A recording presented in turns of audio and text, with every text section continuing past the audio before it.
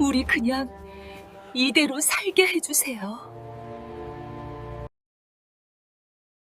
이 노부부 이야기를 제대로 하려면 먼저 그들이 살았던 마을부터 설명을 드려야 할 것 같아요.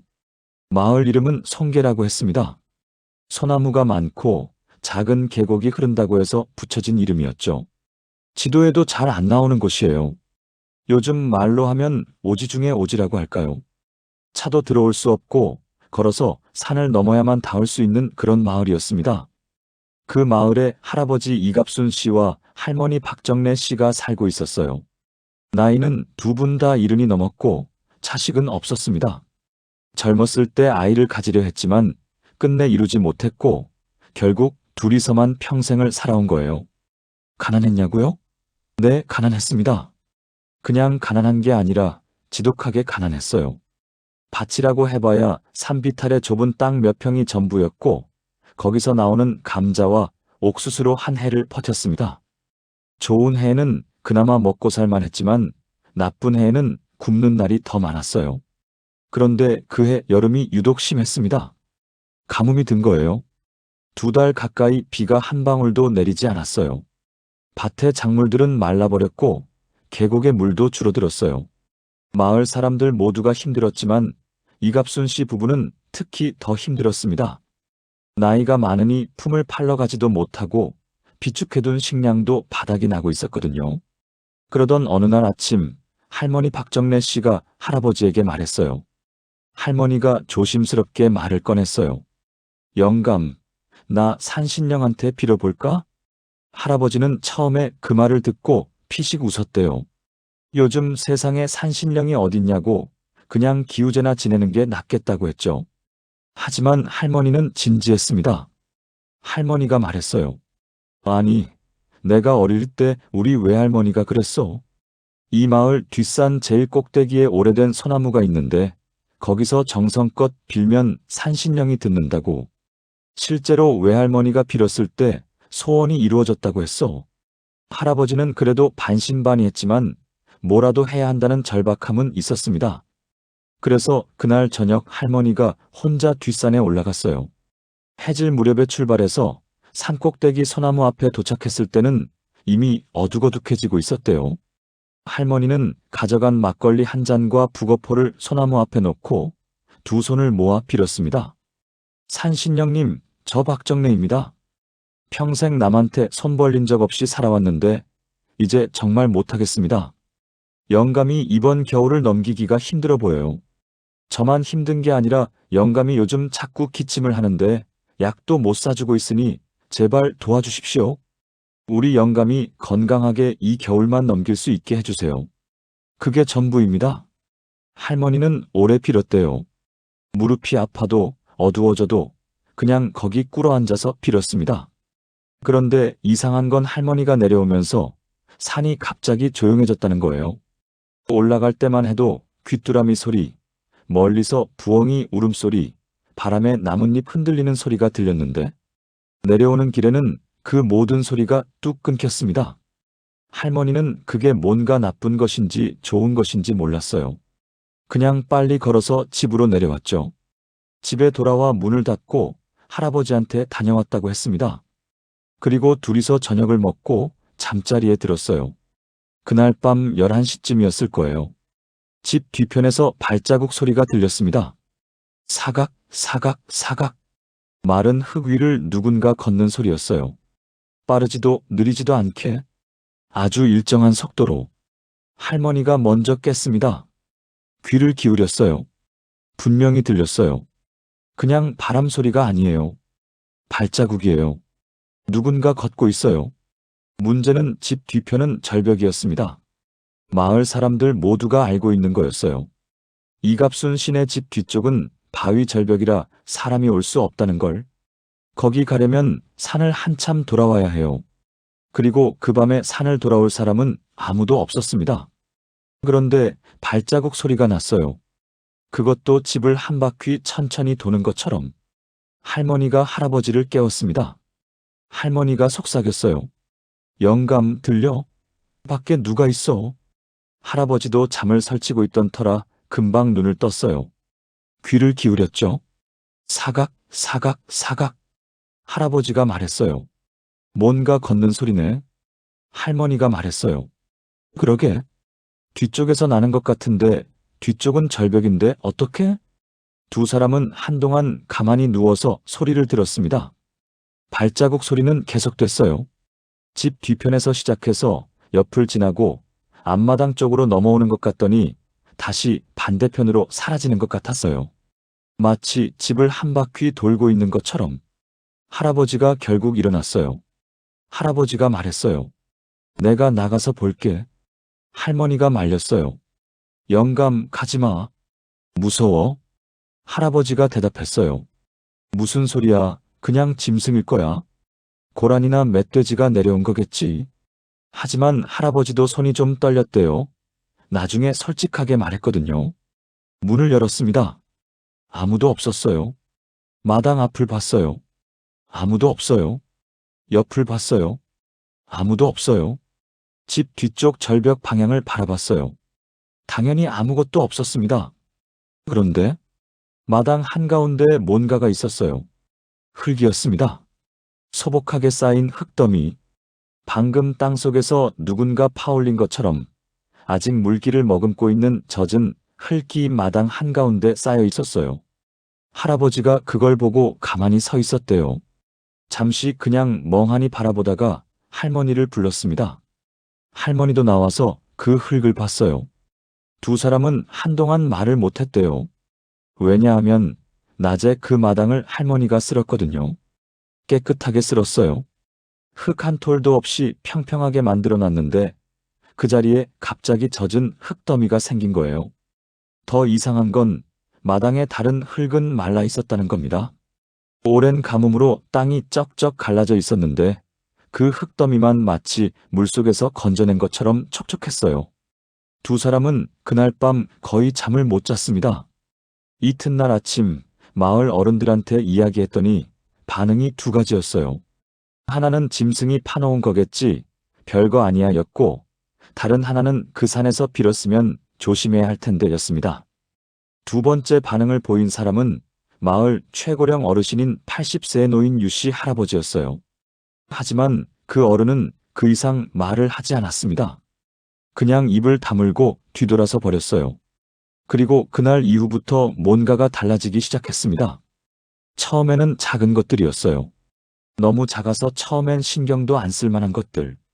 마당에 있던 그 흙더미가 다음날 아침에 사라졌어요. 마치 처음부터 없었던 것처럼.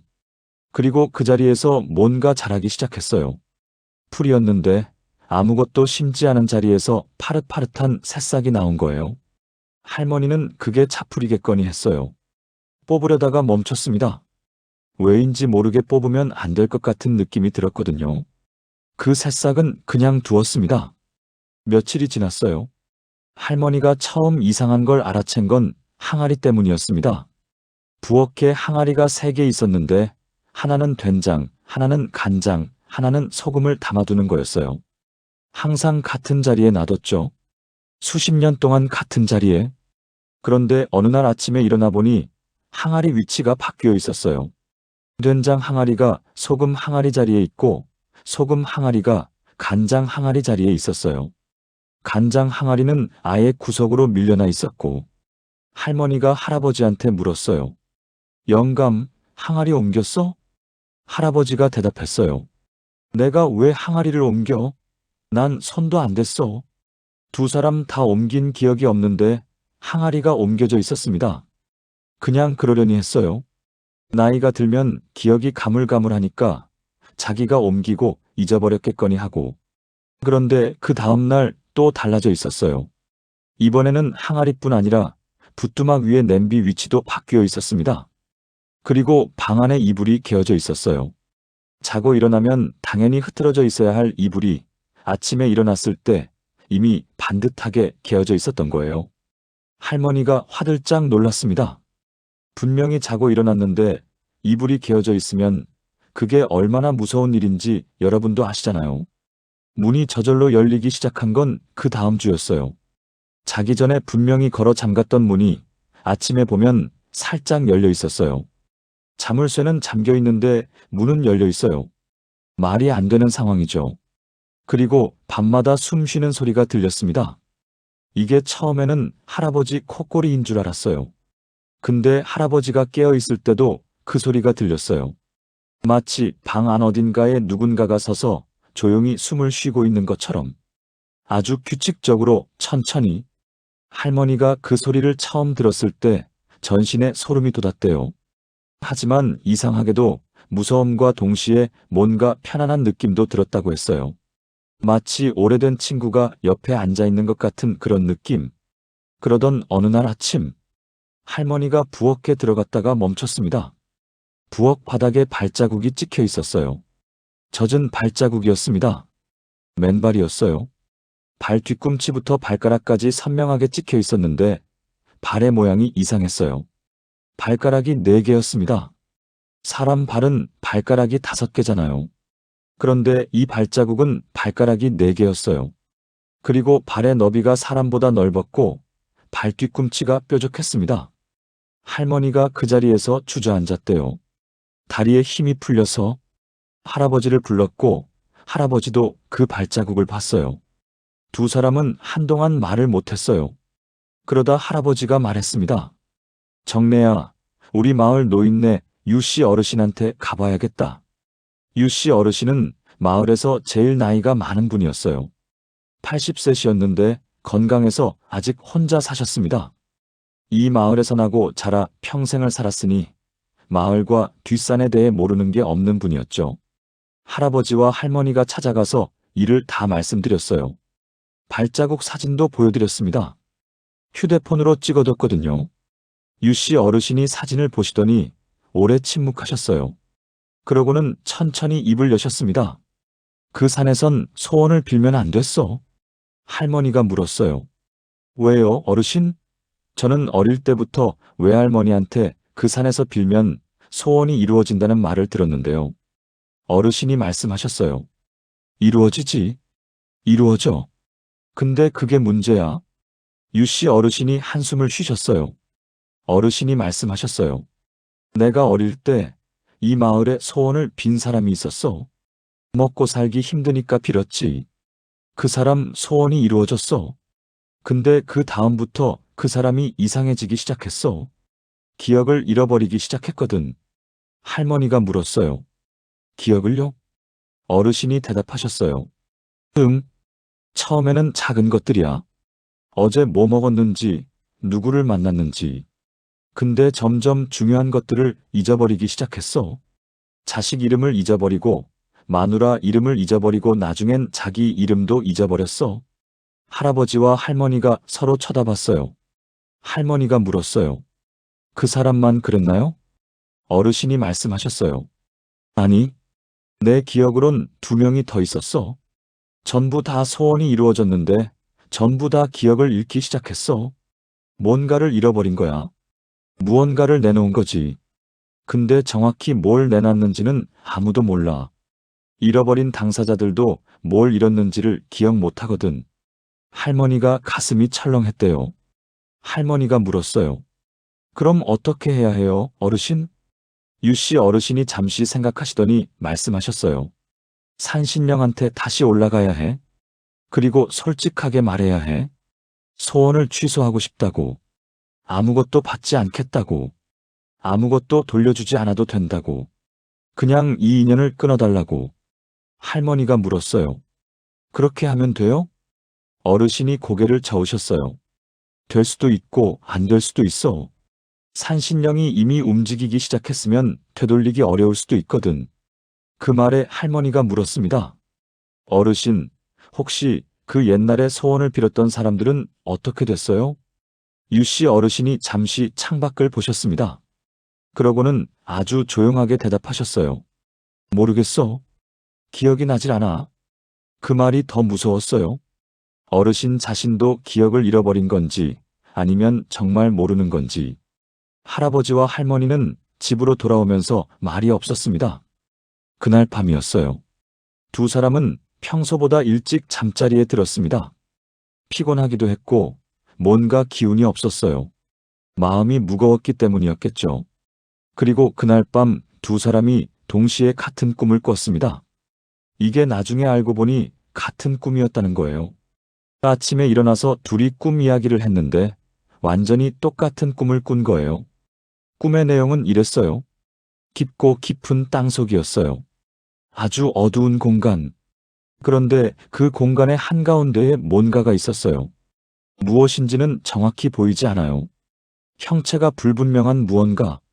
크기는 사람만 한 것 같기도 하고 아닌 것 같기도 하고. 그게 눈을 뜨는 꿈이었어요. 아주 천천히, 아주 느리게 그 무언가가 눈을 뜨기 시작했어요. 그리고 눈이 뜨이면서 빛이 났어요.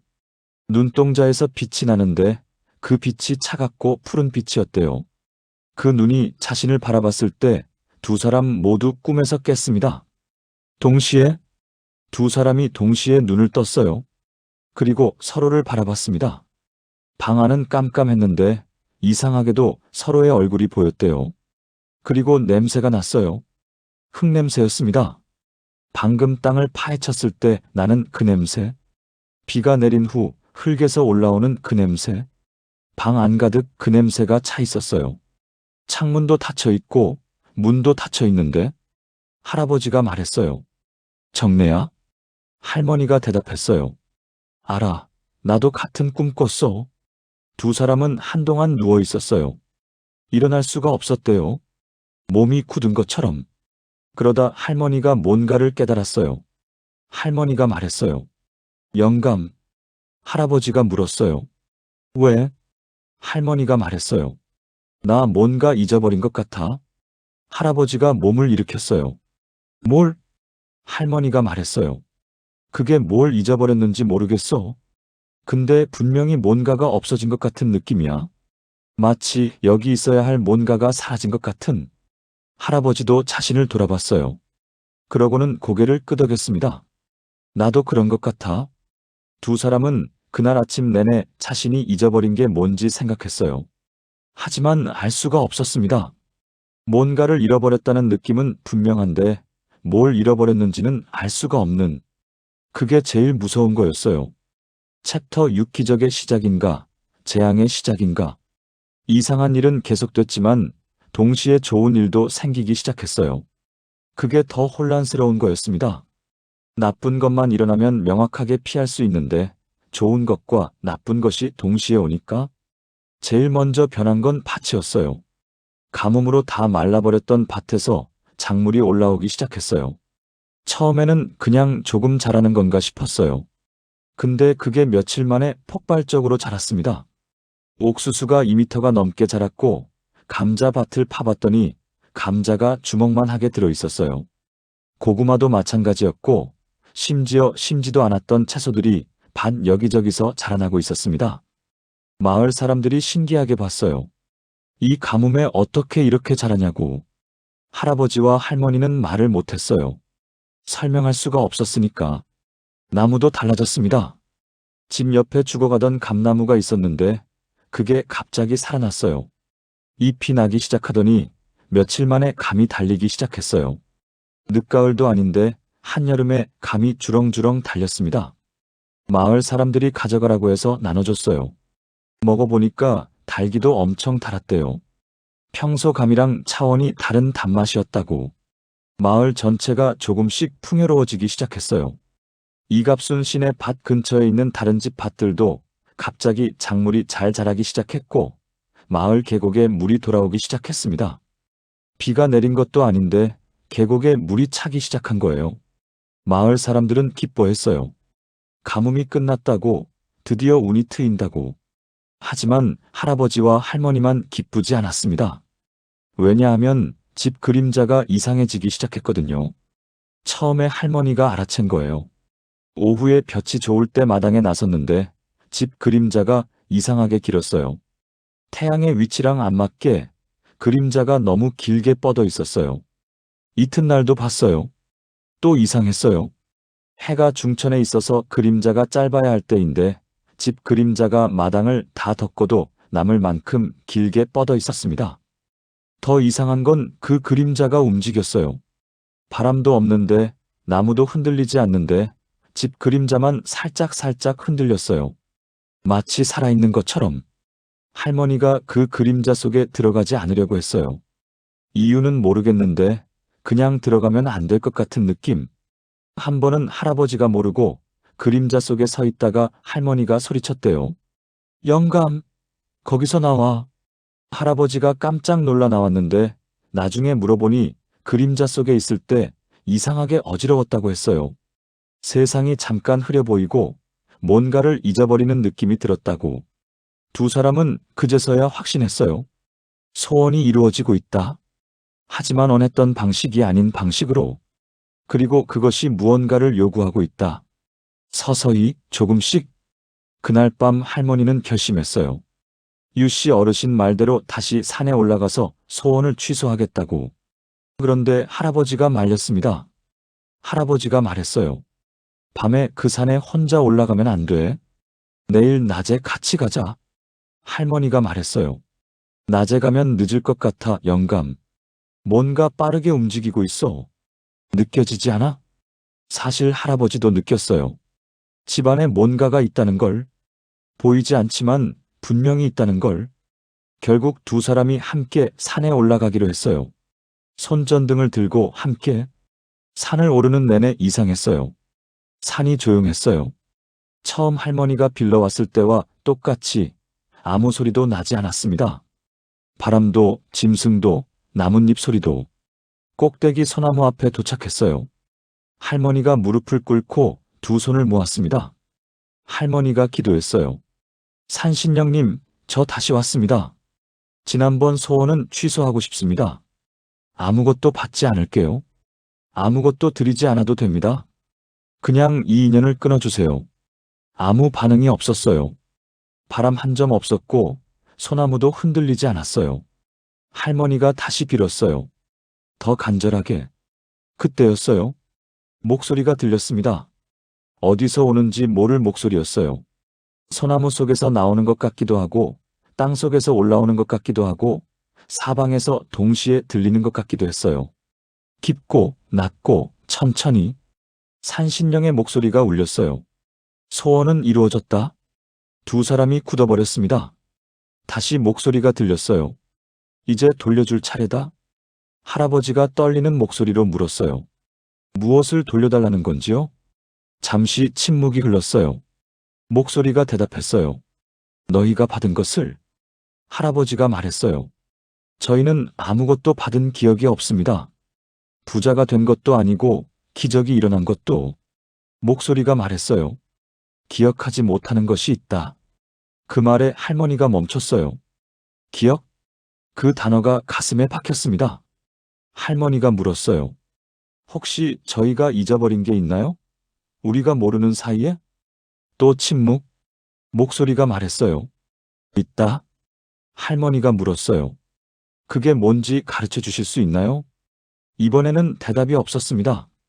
그냥 목소리가 멀어졌어요. 그리고 산이 더 조용해졌어요. 두 사람이 내려오면서 아무 말도 하지 않았어요. 집에 돌아온 할머니가 갑자기 앉아서 눈을 감았어요. 뭔가를 생각하는 것처럼. 오래 눈을 감고 있다가 눈을 떴을 때 할머니 눈에 눈물이 맺혀 있었습니다. 할머니가 말했어요. 영감, 나 기억났어. 할아버지가 물었어요. 뭐가? 할머니가 천천히 말했어요. 우리 아이 말이야.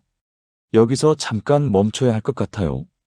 이 대목이 이야기에서 가장 중요한 부분이거든요. 그리고 가장 슬픈 부분이기도 하고. 할머니가 기억해낸 건 이랬어요. 할머니와 할아버지는 사실 자식이 없는 게 아니었어요. 젊었을 때 아이가 있었습니다. 딸이었어요. 그런데 그 딸이 아주 어릴 때 아팠어요. 심하게 아팠고 치료를 못 받았어요. 가난해서. 그리고 아이가 세상을 떠났습니다. 그게 두 사람에게 얼마나 큰 상처였는지는 말할 필요도 없겠죠. 그런데 할머니는 그 기억을 잊고 있었어요. 완전히는 아니지만 아이의 얼굴이 흐릿해지고 있었어요. 이름도 잘 떠오르지 않았어요. 그게 기억하기 너무 아파서 할머니 스스로 잊어버리려 했던 건지도 모릅니다. 근데 이제 기억이 났어요. 아이의 이름은 갑순이었어요. 할아버지 이름에서 한 글자를 따왔던 거죠. 그리고 할머니가 그 산에서 소원을 빌었을 때 사실 기도가 하나 더 있었어요. 할머니가 소원을 다 말하고 두 손을 모으고 마지막으로 마음속으로 빌었던 것. 갑순이도 잘 있겠죠? 그 생각이 기도로 올라간 거예요. 할머니도 모르게 산신령이 그 기도를 들었습니다. 그리고 그 소원도 이루어지게 하려 한 거예요. 죽은 아이를 돌려보내려 한 거죠. 그게 산신령이 땅속에서 올라오는 방식으로 움직이기 시작한 이유였어요. 그리고 그것의 대가가 요구되고 있었던 거고.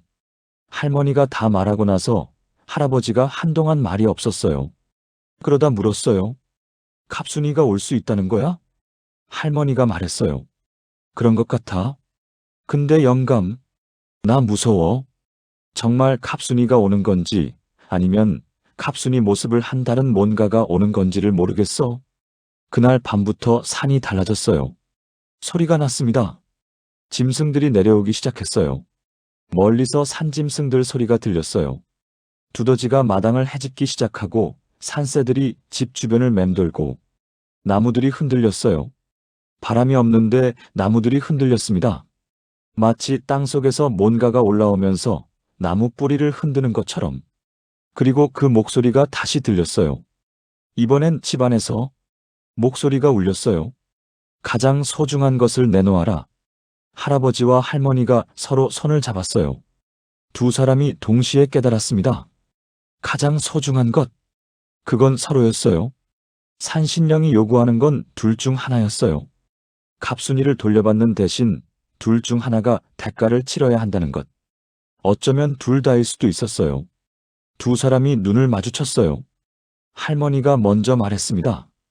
영감, 나는 싫어. 갑순이를 돌려받는 것도 싫고 영감을 잃는 것도 싫어. 다 필요 없어. 그냥 우리 둘이 이대로 살다가 가면 돼. 할아버지가 눈물을 닦았어요. 나도 그래. 갑순이가 너무 보고 싶지만 갑순이도 우리 잃어가면서 자기를 데려오는 걸 원하지 않을 거야. 두 사람이 일어났어요. 마당으로 나갔습니다. 산 전체가 들썩이고 있었어요. 나무들이 흔들리고 짐승들 소리가 사방에서 들리고 땅이 조금씩 진동하는 것 같았어요. 할아버지가 하늘을 향해 소리쳤습니다. 우리는 소원을 취소합니다. 갑순이를 데려오지 않아도 됩니다. 우리가 이미 받은 것도 다 돌려드리겠습니다. 이 인연을 끊어주십시오. 할머니도 함께 외쳤어요. 부탁드립니다. 아무것도 원하지 않습니다. 그냥 이대로 살게 해주세요. 잠시 뒤 산이 조용해졌어요. 완전히. 짐승 소리도 끊기고 나무도 멈추고 진동도 사라졌어요. 그리고 아주 오래 침묵이 흘렀어요. 그 침묵이 얼마나 됐는지 모르겠대요. 1시간인지 2시간인지.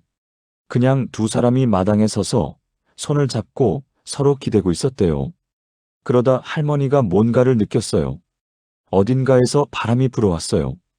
따뜻한 바람이었습니다. 한여름 새벽이었는데도 유독 따뜻하게 느껴지는 바람이. 그 바람이 두 사람을 스치고 지나갔어요. 그리고 할머니는 그 바람에서 갑순이 냄새가 났다고 했어요.